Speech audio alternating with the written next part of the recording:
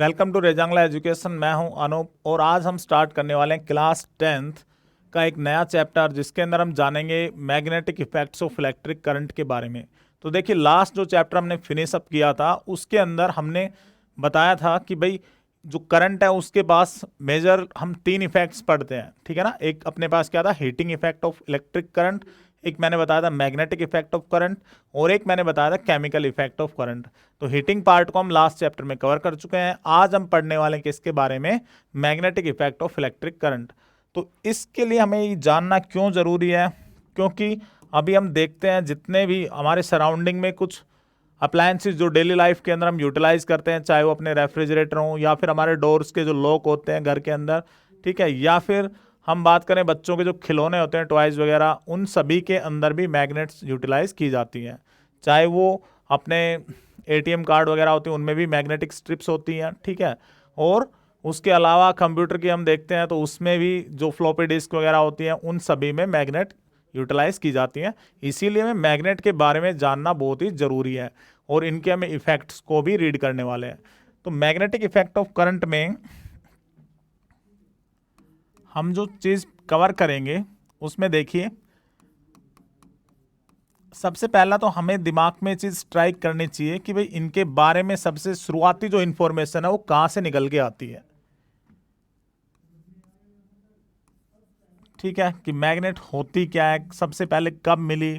तो लगभग जैसे हम जो बुक्स में डेटा अपना दिया गया है कि लगभग 2500 साल से भी ज़्यादा इसकी डिस्कवरी के हो चुके हैं। तो मैग्नेट्स जो है नेचुरली, जिसको हम लोडस्टोन एक नाम देते हैं पार्टिकल, जो कि ब्लैक जो आयरन होता है उसकी कोर होती है, ठीक है, तो उसको हम मैग्नेटाइट भी बोल देते हैं, ठीक है ना। तो ये अपनी नेचुरल फॉर्म के अंदर जो मैग्नेट हमें मिलती है वो मैंने बताया यहाँ से मिलेगी।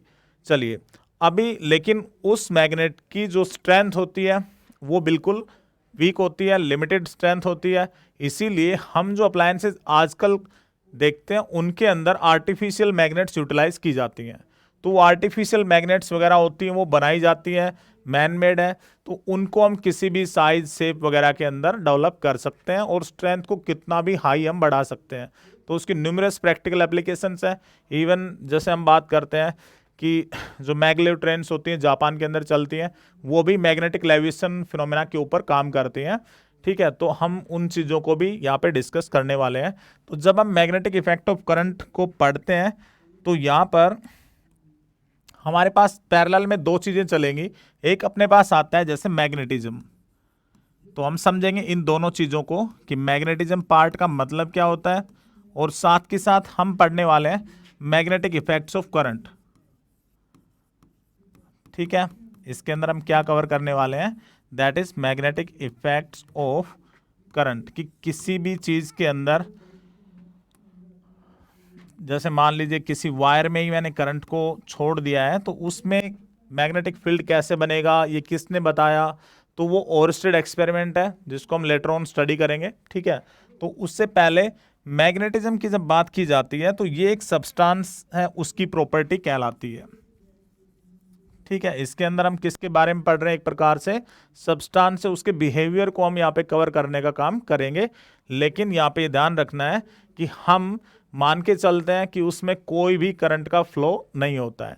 तो हम यहाँ पे मैग्नेटिज्म में क्या पढ़ने वाले होते हैं, दैट इज ये प्रॉपर्टी है ऑफ सब्सटेंस, कि वो किस प्रकार से इंटरेक्ट करता है, बेसिकली मतलब फोर्सेस लगाने का काम करता है। when no current flows, ठीक है ना। तो ये आपने इसमें ध्यान रखना है कि हम मान के चल रहे हैं, जैसे मान लो मेरे हाथ में कोई मैग्नेट दे दी जाए तो बच्चा जो है उसको तुरंत क्या करेगा, किसी भी वो जैसे हम बोल दें कि भाई ये चिपकती है, ठीक है, या फिर दूसरी मैग्नेट है तो उसकी फंडामेंटल प्रॉपर्टी भी आएगी, उसको हम बताएंगे कि वो रिपल्सन भी होता है। तो बच्चा जैसे उसको पहली बार यदि उसके हाथ में आई है तो वो डिफरेंट डिफरेंट चीज़ों के ऊपर उसको लगा के अपनी सेंस को चेक करने का काम करेगा कि कहाँ पर चिपक रही है, कहाँ पे नहीं चिपक रही है, ऐसा क्यों होता है। तो बहुत सारे क्वेश्चन अराइज हो सकते हैं, ठीक है। तो हम वो काम हम आगे करेंगे, ठीक है। उसके बाद जो मैग्नेटिक इफेक्ट्स ऑफ करंट है, तो करंट कौन कौन सी चीज़ें मतलब फोर्स लगाएगा चार्ज पार्टिकल्स के ऊपर या करंट कैरिंग वायर के ऊपर, मैं बोलता हूँ मेरे हाथ में जो पेन है कि इसमें मैंने करंट छोड़ दिया, इसके सराउंडिंग में मैं कोई दूसरी चीज़ लेके आता हूँ, जैसे कंपास निडल ले लें या कोई मैग्नेटिक मटेरियल ले लें, तो उसके ऊपर इसका इन्फ्लुएंस होगा या नहीं होगा। तो वो सब चीज़ें हम मैग्नेटिक इफेक्ट ऑफ करंट में पढ़ने वाले होते हैं। तो देखिए अभी जैसे मैंने बताया कि ये मैग्नेट्स हैं, इनकी डिस्कवरी 2500 साल से भी ज़्यादा हो चुके हैं उसके अंदर।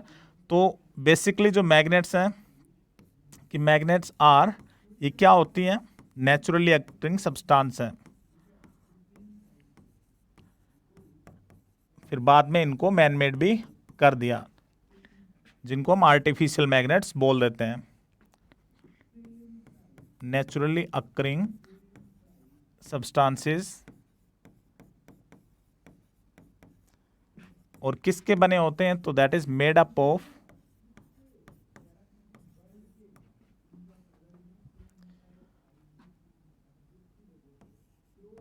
N ore of iron. ये किसके बने हैं, एक ओर है आयरन की, जिसको हम क्या नाम देते हैं, नोन एज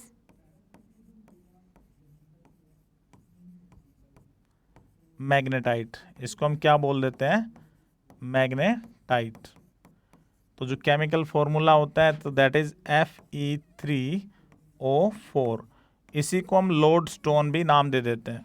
लोड स्टोन इसीलिए बोलते हैं क्योंकि जब उसको हम सस्पेंड करते हैं तो वो एक डायरेक्शन के अंदर पॉइंट करने का काम करता है। तो लोड स्टोन का मतलब होता है leading to particular direction when suspended. तो आप इसमें ये भी ध्यान रख सकते हो साथ के साथ में कि हम इसको क्या बोल देते हैं, दैट इज लोड स्टोन। तो लोड स्टोन का मतलब क्या होगा बेसिकली कि when suspended leads to particular direction. और ये सभी को क्लियर भी होगा, थोड़ा आप पढ़ के भी आते हैं बेसिक लेवल से, कि जब भी हम किसी मैग्नेट को सस्पेंड करने का काम करते हैं तो वो नॉर्थ साउथ डायरेक्शन के अंदर पॉइंट करने का काम करती है।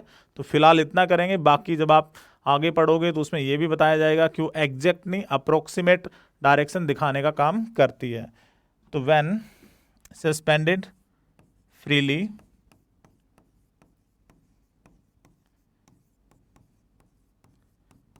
तो ये पॉइंट करती है इन पर्टिकुलर डायरेक्शन। ठीक है, ये किसी भी एक पर्टिकुलर डायरेक्शन के अंदर पॉइंट करने का काम करती है। और वो डायरेक्शन कौन सी होती है, सभी इसके साथ फैमिलियर हैं, that is north south direction. तो अभी इसमें आगे हम चलते हैं। तो देखिए,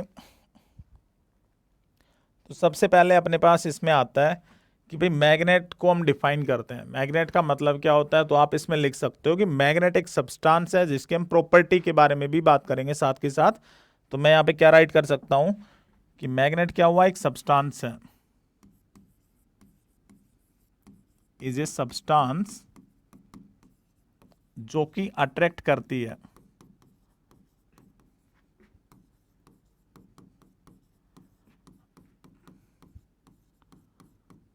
किन को अट्रैक्ट करती है। तो हम यहाँ पे लिख सकते हैं कि small pieces of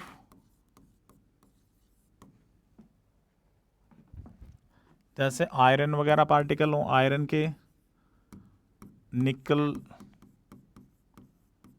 cobalt etcetera. ठीक है, इसी को हम क्या नाम देते हैं, मैग्नेट। सेकेंडली, जैसे मैं बता रहा हूं कि भाई ये चैप्टर में हम आगे जाएंगे तो हम उसमें और डीपली इसको डिस्कस करेंगे, जैसे परमानेंट मैग्नेट्स और टेम्परेरी मैग्नेट। ठीक है, तो आर्टिफिशियल और जो आर्टिफिशियल मैनमेड या नेचुरली अकरिंग होती हैं तो उनको हम डिफ्रेंशिएट आगे करने काम करेंगे। फिलहाल हम प्रॉपर्टी पे स्टिक कर रहे हैं। तो सबसे पहले जैसे सेकेंडली बात की जाती है इसके अंदर कि मैग्नेट को जब भी हम किसी अनस्पन थ्रेड से यदि हम लटका देते हैं तो वो किस डायरेक्शन में पॉइंट करेगी, तो नॉर्थ साउथ डायरेक्शन के अंदर। तो ये आप यहाँ पे मेंशन कर सकते हो कि व्हेन सस्पेंडेड थ्रू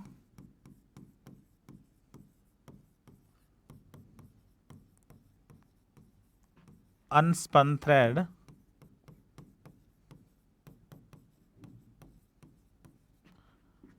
तो वो पॉइंट करेगी किस में भाई, points in north south direction.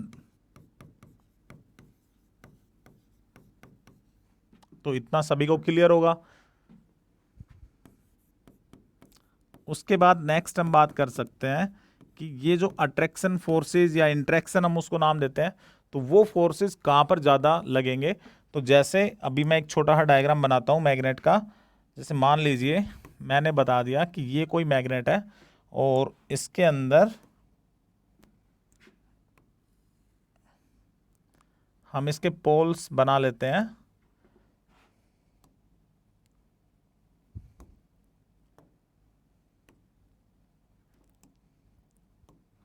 तो मैंने यहाँ पे इसके पोल्स दिखा दिए कि ये मैंने कोई मैग्नेट ले लिया। मैं मान के चल रहा हूँ कि ये इसका नॉर्थ पोल है, तो दूसरी तरफ ये इसका क्या हो गया, साउथ पोल। ठीक है, तो ये इसके एंड्स ऑफ मैग्नेट है, इधर इधर भी और इधर भी। ठीक है, तो जब भी हम देखेंगे कि जो मैक्सिमम फोर्स लगता है वो हमेशा कहाँ पे लगेगा, एंड्स ऑफ द मैग्नेट के ऊपर। तो कहने का मतलब कहाँ पे लगेगा, इस डायरेक्शन के अंदर, यहाँ पे जो मैंने डॉट्स है यहाँ पे दिखाए हैं। तो आप इसमें लिखोगे यहाँ पे कि मैक्सिमम जो फोर्स होगा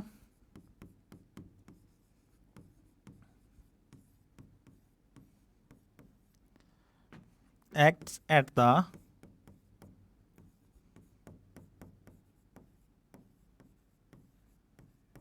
ends of the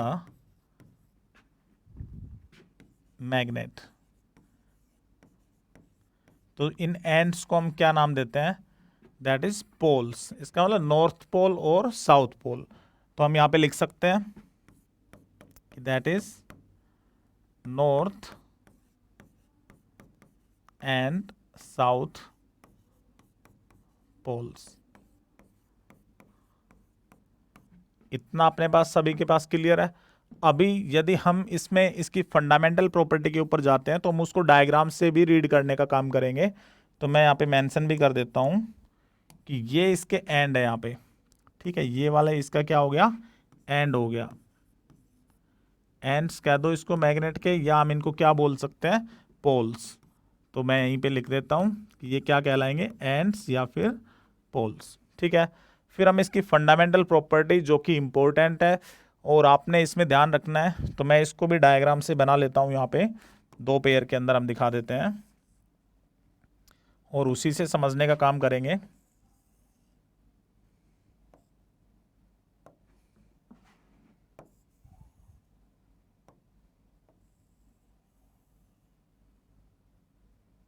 चलिए मैंने यहाँ पे दिखाया, जैसे मैंने एक मैग्नेट यहाँ पे ले लिए पेयर,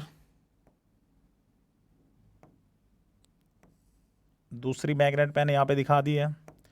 इसी प्रकार से नीचे भी मैंने दो पेयर्स में मैग्नेट्स ले लिए हैं। तो हम इनको भी कलर कर लेते हैं।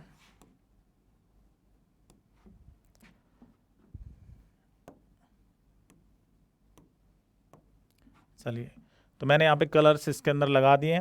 उसके बाद नेक्स्ट हम यहाँ पे जो दूसरा ब्लॉक है इसके ऊपर भी हमने कलर ले लिए हैं।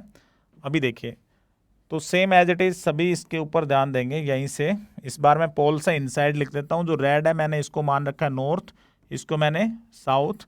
तो एज इट इज़ नॉर्थ और यहाँ पर भी साउथ, सेम नॉर्थ साउथ और यहाँ पे नॉर्थ और यहाँ पे साउथ।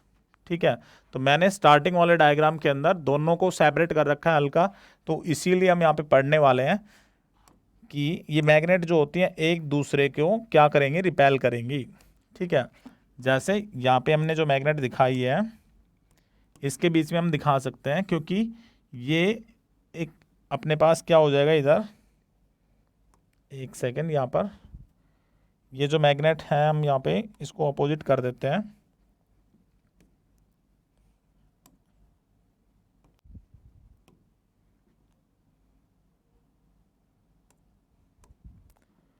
इधर हमने ले लिया, यहाँ पे ये साउथ पोल है अपना और ये अपना क्या हो जाएगा, दैट इज नॉर्थ पोल।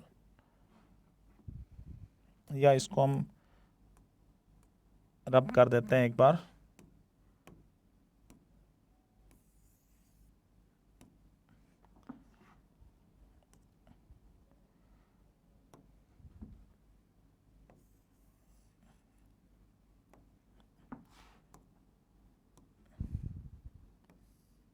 मैंने दूसरी मैग्नेट यहाँ पे बना रहा हूँ, इसको मैं कलर कर लेता हूँ। तो चलिए,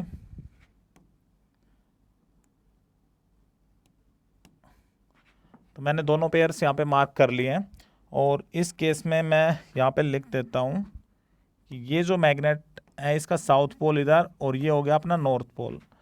तो देखिए जो फंडामेंटल प्रॉपर्टी होती है मैग्नेट की, इस पे मेंशन भी कर देते हैं कि फंडामेंटल प्रॉपर्टी। तो यहाँ पर आप क्या बता सकते हो कि जैसे मैंने दो पेयर बनाए हैं अपने पास, एक नॉर्थ साउथ और उधर साउथ और नॉर्थ यहाँ पे बनाया हमने, ठीक है। तो लाइक पोल्स और अनलाइक पोल्स का कॉम्बिनेशन मैं यहाँ पे बना रहा हूँ। तो सबसे पहले देखिए इधर यदि हम ध्यान से देखें तो दोनों एक ही प्रकार के पोल्स हैं, ठीक है। तो ये दोनों एक दूसरे को क्या करेंगे, हमेशा रिपेल करेंगे। और ये दोनों यहाँ पे हम देख रहे हैं इसके अंदर ये एक दूसरे को क्या कर रहे हैं, यहाँ पे अट्रैक्ट करने का काम कर रहे हैं। तो मैं यहाँ पे राइट कर सकता हूँ कि जो लाइक पोल्स होंगे, जो लाइक पोल्स हैं वो क्या करेंगे, that is repel each other. और वाइल जो अनलाइक पोल्स हैं अपने पास, वो क्या करेंगे, एक दूसरे को अट्रैक्ट ईच अदर।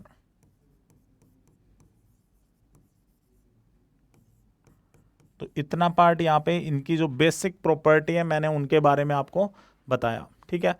अब इसके बाद हम आगे बढ़ते हैं जिसके अंदर हम पढ़ेंगे किसके बारे में, मैग्नेटिक फील्ड क्या होता है उसके बारे में हम पढ़ेंगे। फिर मैग्नेटिक फील्ड की लाइंस जो होती हैं उनके बारे में हम रीड करने वाले हैं। तो मैग्नेटिक फील्ड को हम यहाँ पे लिख सकते हैं कि मैग्नेटिक फील्ड का मतलब क्या होता है। तो इसको भी हम ब्लॉक डायग्राम से समझने का काम करते हैं सबसे पहले। तो देखिए मैं वापस से मैग्नेट्स बना लेता हूँ। जैसे मान लीजिए मैंने ये मैग्नेट ली और यहाँ पे मैंने इसके अंदर अपने कलर भी फिल कर देते हैं हम।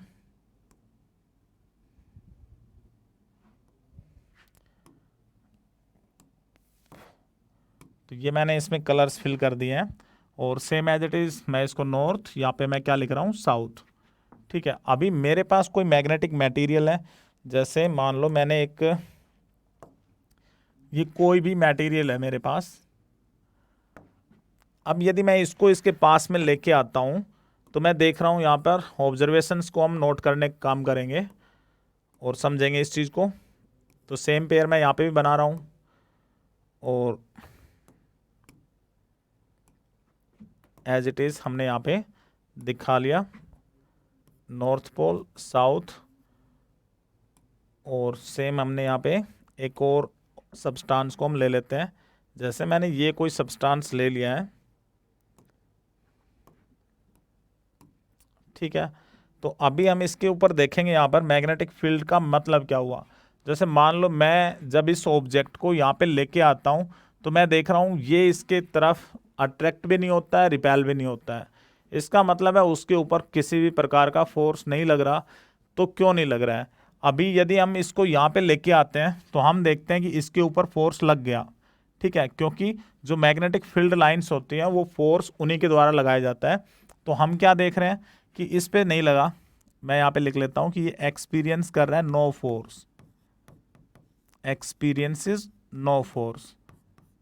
तो ये आप प्रैक्टिकली अपने घर पर भी करके देख सकते हो। मान लीजिए आपके पास ये कोई मैग्नेट हो और इधर मैग्नेटिक सब्सटेंस को आप रखोगे तो देखोगे इसके ऊपर कोई मैग्नेट की तरफ फोर्स नहीं लगता है। जैसे जैसे हम उसकी तरफ मूव करवाते हुए लेके आएंगे तो एक पॉइंट आएगा जिसके ऊपर हमें महसूस हो जाता है कि अब ये उस मैग्नेट की तरफ अट्रैक्ट हो रहा है या फिर रिपेल हो रहा है, ठीक है। तो सब्सटेंस यदि हम लेके चलते हैं तो वो बेसिकली अट्रैक्ट ही होगा और यदि मैग्नेट ले रखी है तो वो क्या होगी, रिपेल भी हो सकती है। वो डिपेंड करेगा पोल्स के ऊपर, जो मैंने पीछे प्रॉपर्टी बताई थी उसके ऊपर, ठीक है। तो अभी हम मान के चल रहे हैं इसके ऊपर कोई फोर्स नहीं लगा है।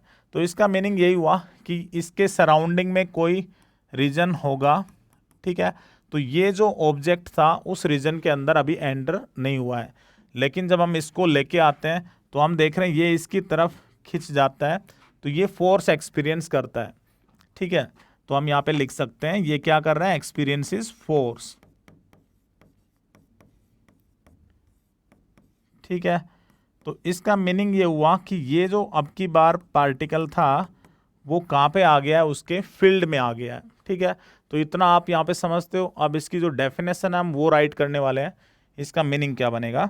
तो हम लिख सकते हैं ये एक रीजन है, एक दायरा है, किसके अराउंड, मैग्नेट के अराउंड, जहाँ पर हम पार्टिकल को लेके आएंगे तो वो फोर्स को एक्सपीरियंस करने का काम करता है। तो नेचर में दो ही प्रकार के फोर्स होते हैं, या तो अट्रैक्टिव फोर्सेस या फिर रिपल्सिव फोर्सेस। तो मैं यहाँ पे क्या बता सकता हूँ कि ये एक स्पेस रीजन बना। ठीक है ना, ये क्या होगा, ए स्पेस रीजन, किसके around, around a magnet, where जो फोर्सेस हैं अपने पास, फोर्सेस ऑफ इंट्रैक्शन। तो इसमें ध्यान देंगे, मैं इंट्रैक्शन का मतलब क्या होगा, दोनों फोर्सेस। ठीक है ना, इंट्रैक्शन मतलब अट्रैक्शन भी और रिपल्सन भी। तो मैं यहीं पे मेंशन कर देता हूं कि दैट इज अट्रैक्शन और रिपल्सन। ठीक है, कैन बी इन्फ्लुएंस्ड, कि हम जब इन दोनों फोर्सेस को महसूस कर सकेंगे तो उस रीजन को ही हम क्या बोलते हैं, magnetic field. Experienced is called magnetic field. तो ये जो मैग्नेटिक फील्ड होता है इसको हम डिनोट किससे करते हैं, बी से, और ये एरो का निशान इस पे लगा दिया। इसका मतलब ये क्या बन गई है, वेक्टर क्वांटिटी, क्योंकि इसके पास क्या होती है, डायरेक्शन। वो मैंने पीछे प्रॉपर्टी में अभी अभी बताया। तो यहाँ पे आप लिख भी सकते हो कि मैग्नेटिक फील्ड ये क्या है अपने पास, वेक्टर क्वांटिटी। ठीक है, ये अपने पास क्या हो गया, वेक्टर क्वांटिटी। और इसकी जो एसआई यूनिट होगी वो किसके इक्वल हो जाती है, तो दैट इज जो एसआई यूनिट है उसको हम नेम करते हैं किसके द्वारा, टेस्ला, कैपिटल टी से हम इसको डिनोट करते हैं, जो कि बहुत ही मान मतलब साइंटिस्ट थे, निकोला टेस्ला। ठीक है, उसके बारे में आप रीड कर सकते हो कि उन्होंने बहुत सारी जो इफेक्ट्स हैं उनके ऊपर काम किया। अल्टरनेटिंग करंट जो मेन था, इलेक्ट्रोमैग्नेटिक इंडक्शन, ठीक है, ये सब चीज़ें इनके कंसेप्ट के ऊपर से ही निकल के आती हैं। तो निकोला टेस्ला ने अपने को टेस्ला कोइल इन्होंने बनाई थी। ठीक है, जिसके अंदर वो फ्री ऑफ कॉस्ट वाईफाई की तरह जो इलेक्ट्रिसिटी उसको पूरे वर्ल्ड को देने वाले थे। बट वो प्रोजेक्ट जो था अनफॉर्चुनेटली बंद हो गया था फंडिंग की वजह से, तो आगे नहीं बढ़ पाया था। लेकिन उसका स्ट्रक्चर आज भी मतलब आप देख सकते हो। ठीक है, तो निकोला टेस्ला बहुत महान वैज्ञानिक थे, बेसिकली कहने का मतलब ये है। तो हमने फिजिक्स के अंदर जितनी भी यूनिट्स होती हैं वो लगभग जो वैज्ञानिक है अपने उन्हीं के नाम के ऊपर रख दी जाती हैं। ठीक है, तो टेस्ला, अभी इसकी सीजीएस यूनिट भी होती है जिसको हम गोज से लिखते हैं। तो 1 टेस्ला 10⁴ गोज होता है, बट आप यहाँ पे स्टिक कीजिए स्टैंडर्ड यूनिट्स के साथ में ही। ठीक है, तो ये मैग्नेटिक फील्ड के बारे में था। अभी हम नेक्स्ट चलेंगे जिसके अंदर हम पढ़ने वाले हैं किसके बारे में, मैग्नेटिक फील्ड लाइंस के बारे में। तो इनको समझने का काम करते हैं कि मैग्नेटिक फील्ड लाइंस होती क्या है। तो देखिए, जैसे लास्ट अभी डायग्राम को रिकॉल करें तो उस डायग्राम के अंदर मैंने बताया, हम एक बार वापस चलेंगे उसी पेज के ऊपर। तो जैसे इस डायग्राम में हम देखें, मैंने इसमें बताया कोई फोर्स नहीं लगता और इसके ऊपर फोर्स लगता है। तो वो जो लाइंस होती हैं जिनको हम फील्ड लाइंस का नाम देते हैं, तो वो फील्ड लाइंस इमेजनरी लाइंस हैं जो उनके ऊपर फोर्स लगाने का काम करती हैं। इसीलिए जो ऑब्जेक्ट है वो खिंचा चला जाता है उसकी तरफ। तो उन लाइंस को हम क्या नाम देते हैं, मैग्नेटिक फील्ड लाइंस। तो रिप्रेजेंट क्या कर रही हूँ, तो डायरेक्शन ऑफ मैग्नेटिक फील्ड किसी भी पॉइंट के ऊपर।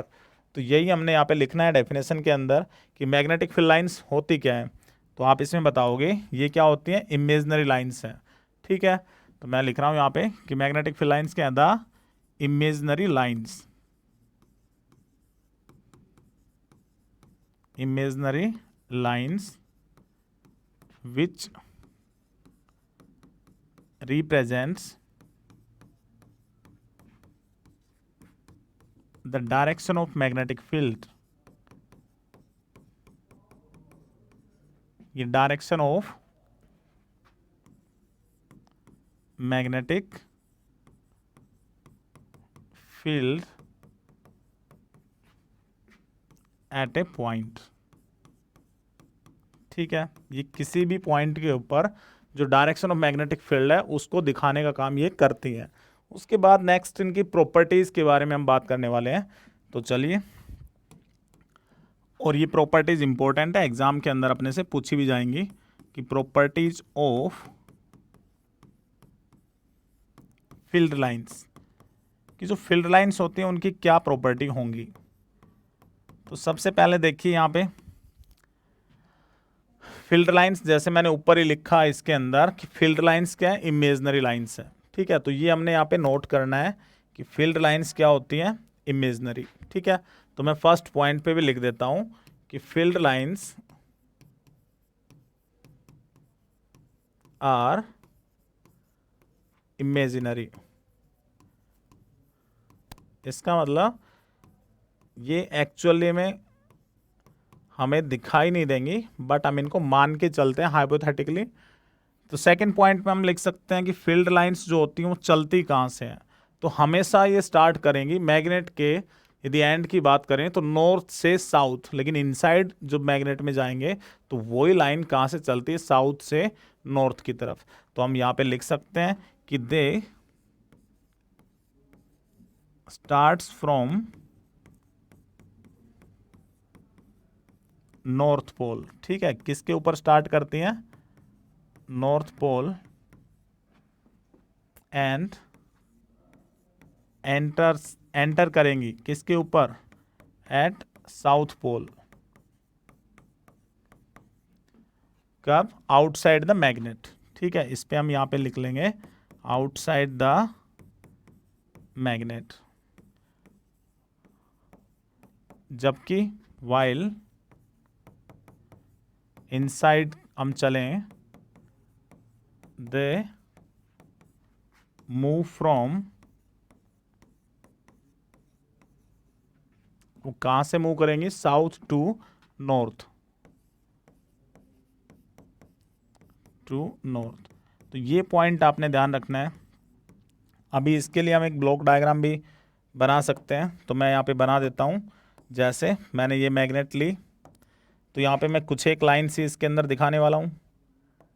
जैसे मैंने ये मैग्नेट बना दिया है, इसको हम कलर कर लेते हैं।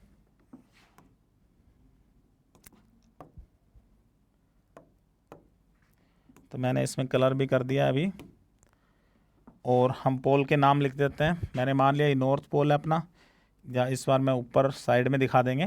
पहले हम फील्ड लाइंस को ड्रॉ कर लेते हैं। मैं रेड कलर से नॉर्थ को इंडिकेट कर रहा हूँ। तो जैसा मैंने बताया फील्ड लाइंस नॉर्थ से निकलती हैं, कहाँ पे एंटर करेंगी, साउथ के ऊपर, और अंदर जो डायरेक्शन होगी वो कहाँ पे जाएगी, साउथ से नॉर्थ की तरफ। ठीक है, तो कहने का मतलब यहाँ पे जो पोल बना वो नॉर्थ पोल है और ये इसका साउथ पोल था। तो आउटसाइड डायरेक्शन नॉर्थ से साउथ, तो इनसाइड डायरेक्शन कहाँ पे होगी, साउथ से नॉर्थ। ये आपने याद रखना है इसके अंदर। ठीक है, नेक्स्ट प्रॉपर्टी के ऊपर चलते हैं। तो हम लिख सकते हैं कि फील्ड लाइंस जो होती हैं वो क्या होती हैं, कंटिन्यूस होती हैं, उनके अंदर कोई भी ब्रेक नहीं होता है, और वो क्या बनाती हैं, क्लोज लूप्स, जो कि इंपॉर्टेंट है। ठीक है, आप हायर स्टैंडर्ड्स में जब इलेक्ट्रिक फील्ड लाइंस के बारे में पढ़ोगे तो electric field lines close loop नहीं बनाती है। कौन बनाती है, मैग्नेटिक, क्योंकि लूप क्लोज होने के लिए पूरा कंप्लीट डायरेक्शन हमें चाहिए। तो आउटसाइड नॉर्थ से south, inside south to north. तो यहाँ पे हम लिख सकते हैं कि magnetic field lines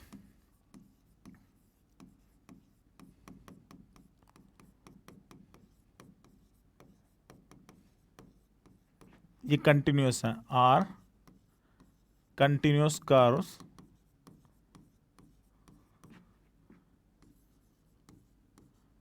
but continuous curves and forms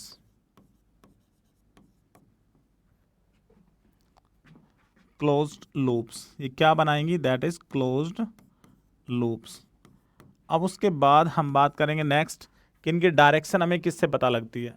तो डायरेक्शन के लिए हम उसके सरफेस के ऊपर कोई भी टेंजेंट ड्रा कर देते हैं, तो वो जो टेंजेंट होती है उसकी डायरेक्शन देगी। मान लीजिए मैं यहाँ पे इस पॉइंट के ऊपर यदि बात करता हूँ, तो यहाँ पे जो डायरेक्शन है हमेशा टेंजेंशियली आउटवर्ड, जो मैंने एरो से यहाँ पे दिखा दी है। ठीक है, तो यही बात आपको ध्यान रखनी है कि जो टेंजेंट ड्रान होगी इसके सरफेस के ऊपर, tangent drawn over its surface,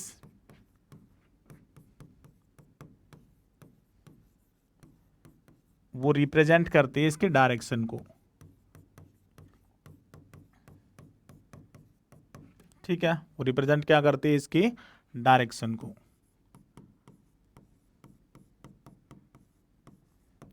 next इसके बाद यहाँ पर हम चलें तो हम बता सकते हैं कि कभी भी जो मैग्नेटिक फील्ड लाइंस होती हैं वो एक दूसरे को इंटरेक्ट नहीं करती हैं। तो जैसे मैं यहाँ पे ड्रा करता हूँ, मैंने पॉइंट बना दिया, तो इस पॉइंट की मैं बात करूँ, कोई भी पी पॉइंट है, तो यदि वो इंटरेक्ट करेंगी तो उस पॉइंट की अपने पास क्या होंगी, दो डायरेक्शन, जो कि पॉसिबल नहीं होती, ये आपने बताना है। तो इसमें हम क्या लिख सकते हैं कि magnetic field lines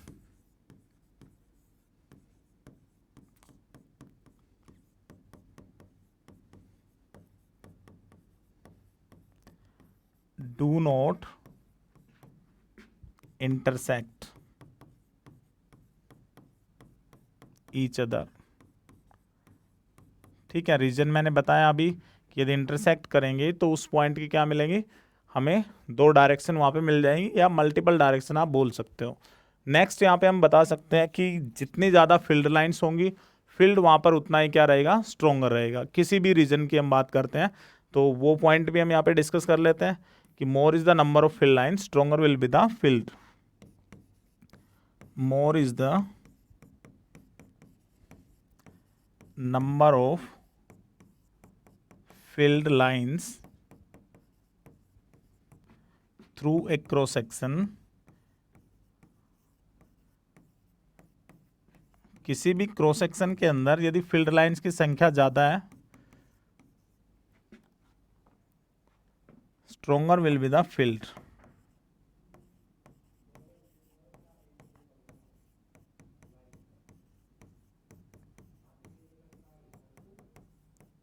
and vice